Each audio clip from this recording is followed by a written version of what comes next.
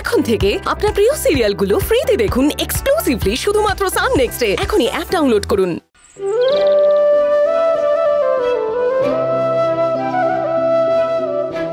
দেখ তো বৌদি কিরকম মুখ গোমা করে রয়েছে। হ্যাঁ, তুই কেন পার্টির কথা বৌদিকে বলতে গেলি বলতো? কারণ আমি তো বৌদিকে মিথ্যা কথা বলতে পারি না। চিন্তা করো না, দাঁড়াও, আমি একটু কথা বলে দেখছি।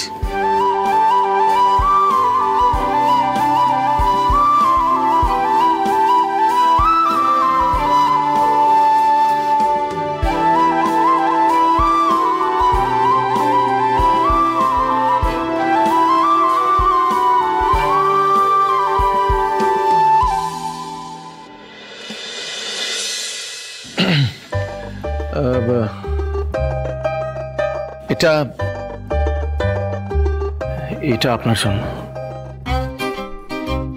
প্লিজ না বলবেন না।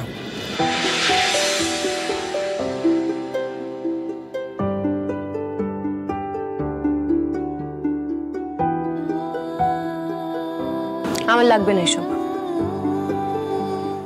দেখুন, বন্ধুত্বের শুরুটা আমি স্মরণীয় করে রাখতে চেয়েছিলাম, প্লিজ না করবেন না।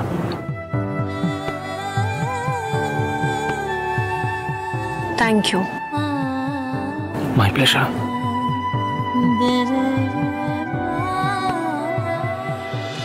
এরকম করে দাঁড়িয়ে থাকলে হবে?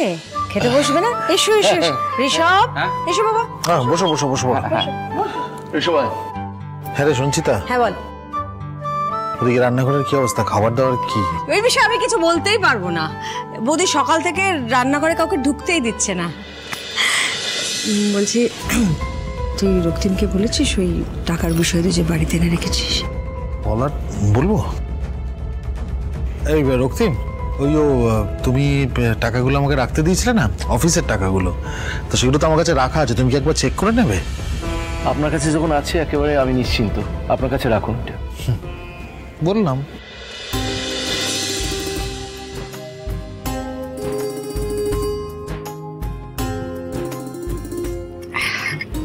এই রানী, আমাকে একটু হেল্প করো না, ওগুলোটা এনে দাও।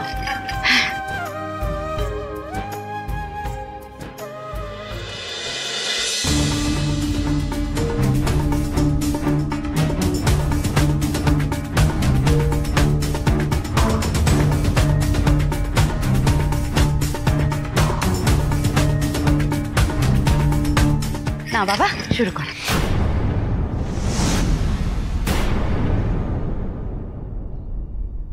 মিথিলা, খাওয়া শুরু করো মানে? রক্তিমের খাবার কোথায়? রক্তিমও তো এবাড়ির জামাই। রক্তিমের খাবার নিয়ে এসো। রক্তিমের থালা মানে? আমি শুধু আমার জামাইয়ের জন্যই রান্না করেছি শেখর।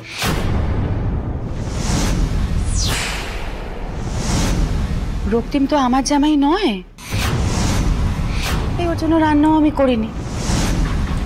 এসবের জন্য তো ঝর্ণাকে দরকার ছিল, তাই না?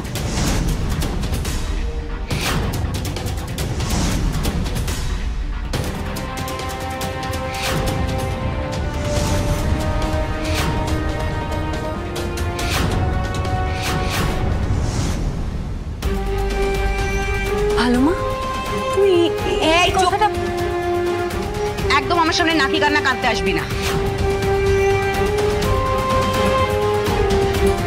তুই না তোর ভালো বাবার আদরে আহ্লাদে সবকিছু ভুলে গেছিস, তাই আমি একটু ভালো করে মনে করিয়ে দিই তোকে। তুই আমার কেউ না, কোনোদিনও কেউ ছিলিস না, কোনোদিনও কেউ হতেও পারবি না। তুই সারা জীবন আমার কাছে এ বাড়ির আশ্রিতা ছিলি, আশ্রিতাই থাকবি।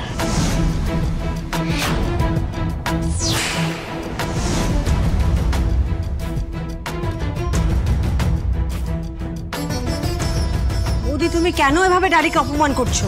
তুমি ভুলে গেছো বোধহয়, এই মেয়েটার জন্য না আমরা আমাদের সর্বস্ব হারিয়েছি, সবকিছু খোয়া গেছে আমাদের।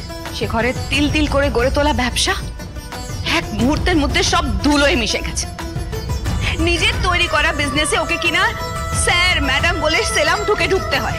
এই সব কিছু হয়েছে এই মেয়েটার জন্য। আমি না কিচ্ছু ভুলিনি, সবটা মনে আছে আমার।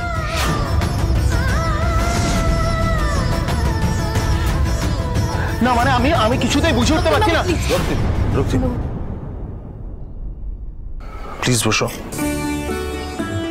প্লিজ। মিথিলা, এটা কি হচ্ছে? তুমি একদম এভাবে কথা বলবে না।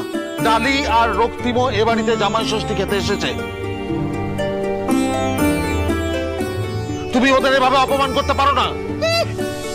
ছেমের মানই নেই, তার আবার অপমান কিসের গো? তুমি নোনা মেয়েকে বকছো কেন গো? আমার নোনা মেয়ে কত ভালো, তোমাদেরকে কত ভালোবাসে।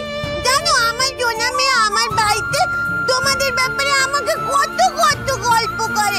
তুমি একটা দুষ্ট, তখন থেকে আমার নোনা মেয়েকে পচা পচা কথা বলে, এত পচা মানুষ। এই একদম চুপ, একটাও এক্সট্রা কথা বলবে না। এই এখন কি আমায় তোমার থেকে শিখতে হবে? হ্যাঁ, নিজের তো মাথা খারাপ, সবকিছু হারিয়ে একেবারে বাপের বাড়িতে গিয়ে উঠেছো।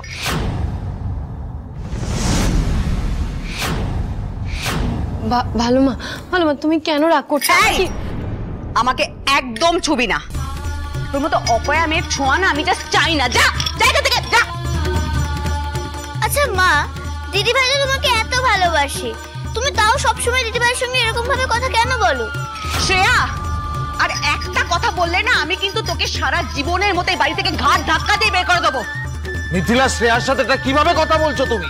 শোনো শেখর, আমি না তোমার মেয়েকে সুশিক্ষা দিচ্ছি। এই যে ডালি, সে তো তোমার এই মেয়ের মাথাটা খেয়ে নিয়েছে, পুরোটা খেয়ে নিয়েছে। তাহলে তুমি বোঝো না, একটা বাইরের মেয়ের জন্য ও কিনা আমার মুখে মুখে কথা বলছে।